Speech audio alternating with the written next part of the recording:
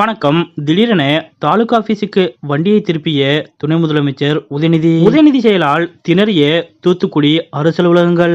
இதை பத்தின முழு விவரத்தோட இப்ப நம்ம பார்க்கலாம். தமிழ்நாட்டின் துணை முதலமைச்சராக உதயநிதி அவர்கள் பொறுப்பேற்றதிலிருந்தே சற்றும் ஓய்வில்லாமல் பணியாற்றி வருகிறார். குறிப்பாக சென்னை மட்டுமின்றி வாரத்தில் ஒரு முறையாவது வெளிமாவட்ட சுற்றுப்பயணமும் மேற்கொண்டு துணை முதலமைச்சர் உதயநிதி அவர்கள் ஆய்வு பணியை மேற்கொண்டு வருகிறார். அந்த வகையில் நேற்றைய தினம் துணை முதலமைச்சர் உதயநிதி அவர்கள் தூத்துக்குடி மாவட்டம் சென்றார். அதன்படி இன்றைய தினம் தூத்துக்குடி மாவட்டத்தில் பல்வேறு நிகழ்ச்சிகளில் துணை முதலமைச்சர் உதயநிதி அவர்கள் பங்கேற்றார். அந்த வகையில் இன்றைய தினம் தூத்துக்குடியில் திமுக நிர்வாகிகள் கூட்டத்திலும் பிறகு திருமண நிகழ்ச்சியிலும் உதயநிதி அவர்கள் பங்கேற்றார்.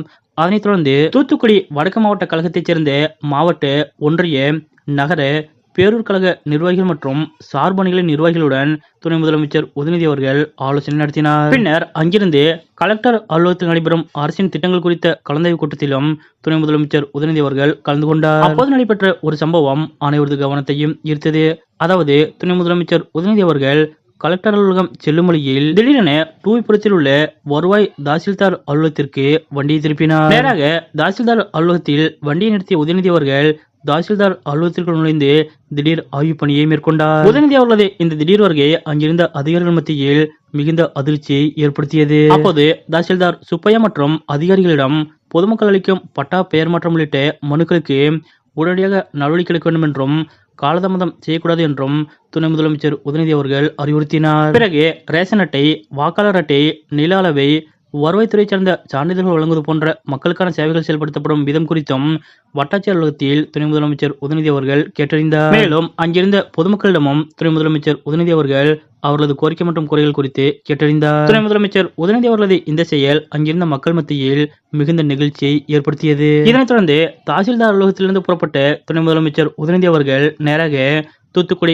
கலெக்டர் ஆபீஸுக்கு சென்றார். அப்போது மாவட்ட ஆட்சியர் அலுவலகத்தில் துணை முதலமைச்சர் உதயநிதி அவர்கள் ஆய்வுகளை மேற்கொண்டார். மேலும் அப்போது பேசிய உதயநிதி அவர்கள் மக்களுக்கு சீரிய முறையில் அரசின் சேவைகளை கொண்டு சேர்க்க வேண்டும் என்று அதிகாரிகளை கேட்டுக்கொண்டதுடன் பொதுமக்களிடம் பெரும் மனுக்களை கனிவுடன் பரிசீலித்து உடனுக்குடன் தீர்வுகளை வழங்குமாறும் அறிவுறுத்தினார். பொதுவாக முதலமைச்சர் மு.க.ஸ்டாலின் அவர்களும் வெளிமாவட்ட சுற்றுப்பயணங்கள் மேற்கொள்ளும் போது இதுபோன்று திடீர் ஆய்வுப் பணிகளை மேற்கொள்வது வழக்கம். அந்த வகையில் தற்போது முதலமைச்சர் மு.க.ஸ்டாலின் அவர்களிடத்திலிருந்து துணை முதலமைச்சர் உதயநிதி அவர்கள் வெளிமாவட்ட சுற்றுப்பயணம் மேற்கொண்டு வரும் நிலையில் துணை முதலமைச்சர் உதயநிதி அவர்களும் முதலமைச்சர் மு.க.ஸ்டாலின் அவர்கள் போலவே திடீர் ஆய்வுப் பணிகளை மேற்கொண்டு வருவது அனைவரது கவனத்தையும் ஈர்த்துள்ளது. அது மட்டுமின்றி மக்கள் மத்தியில் துணை முதலமைச்சர் உதயநிதி அவர்கள் மிகவும் சகஜமாகவும் எளிமையாகவும் பழகி வருவது கவனிக்கத்தக்கது. தூத்துக்குடி சென்ற துணை முதலமைச்சர் உதயநிதி அவர்கள் முதலமைச்சர் மு.க.ஸ்டாலின் அவர்கள் போலவே திடீரென தாலுகா ஆபீஸுக்கு சென்று திடீர் ஆய்வு பணியை மேற்கொண்ட இந்த நிகழ்வு பற்றிய உங்களுடைய கருத்துக்கள் என்ன அப்படிங்கறத மறக்காம கமெண்ட்ல குறிப்பிடுங்க.